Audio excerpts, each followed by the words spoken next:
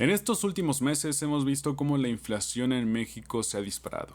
Y si bien no muchos entienden lo que lo ocasiona, entendemos que todo está cada vez más costoso. Entonces, ¿qué es lo que debemos hacer cuando la tasa de inflación se dispara a niveles históricos?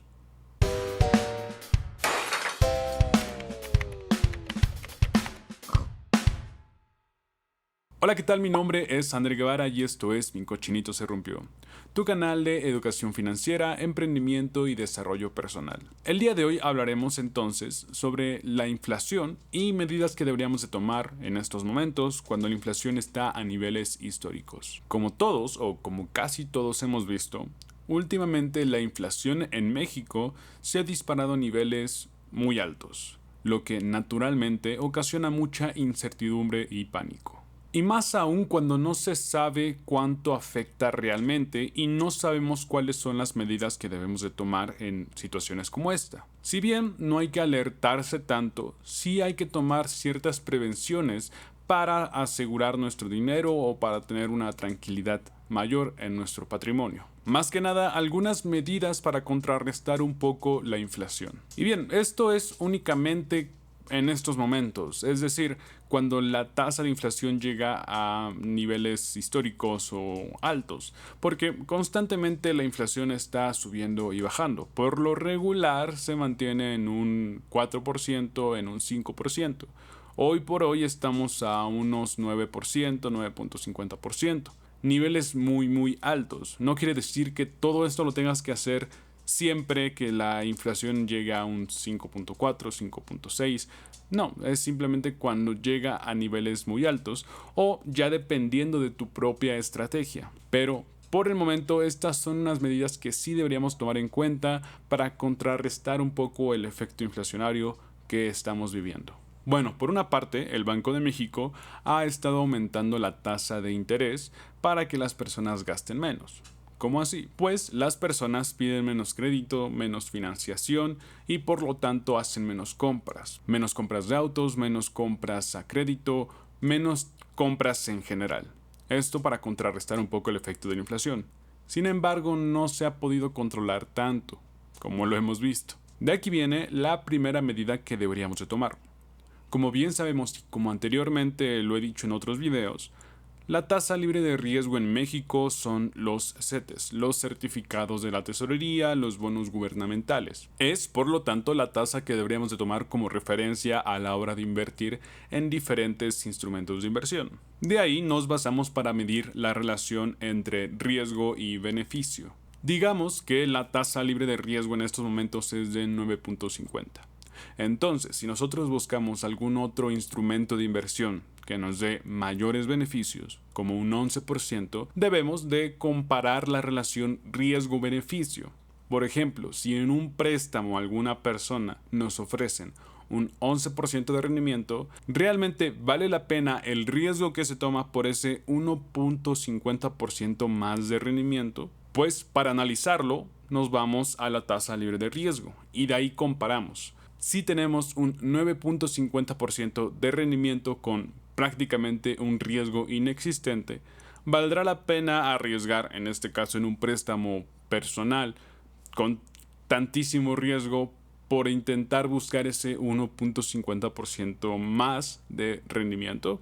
Efectivamente, no lo vale. A lo que voy con este punto es que en estos momentos es muchísimo mejor, muchísimo más seguro y mucho más sensato destinar una mayor cantidad de nuestras inversiones o de nuestro porcentaje a invertir a opciones de plazo fijo, como lo son los CETES, pagares bancarios, algunas SOFIP, cosas un poco más seguras y conservadoras, y menos a renta variable, como las acciones. Pues con base a la relación riesgo-beneficio, no vale la pena estar buscando un 15%, un 12%, un 13% de rendimiento en acciones si fácilmente podemos obtener un 9.50 sin ningún tipo de riesgo.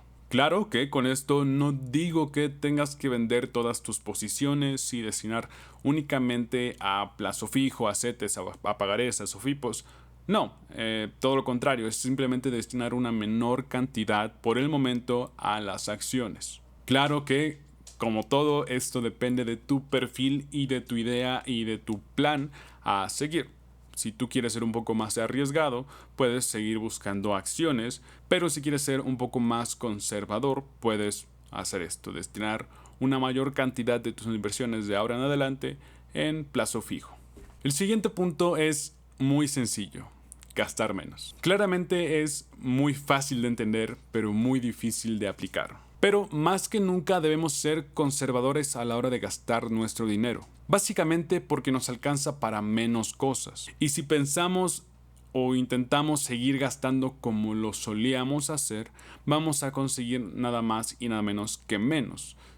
Por lo mismo de la tasa de inflación. Están subiendo las cosas y nuestro dinero está perdiendo poder adquisitivo. Si bien las cosas esenciales no las podríamos quitar porque disminuiría nuestra calidad de vida, sí hay que prescindir de las cosas extra, de esos gastos hormiga. En vez de comprar comida, lleva comida a tu trabajo. En vez de comprarte café diariamente, compra una bolsa de café y la haces en casa y lo llevas. Al momento de ir al súper, lleva una lista de lo que deberías de comprar y no te salgas de esa lista, porque empiezas a comprar más cosas y que esto y que el otro y terminas gastando más de lo que tenías destinado. Y por favor, ignora las ofertas que se te presenten.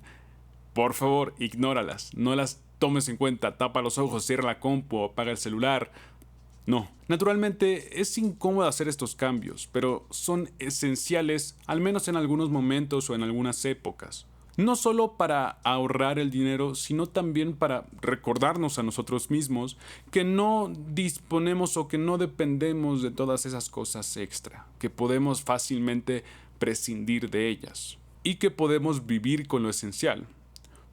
Tómalo más como un reto, como ponerte a prueba a ti mismo de que puedes vivir sin tantas cosas extra. De la mano viene el siguiente punto. Claro que es importante, muy importante, ahorrar dinero, gastar menos, destinar mejor tus ingresos, etcétera, etcétera, etcétera. Pero no nos va a servir de mucho si lo que ganamos a duras penas nos alcanza para comprar lo que necesitamos.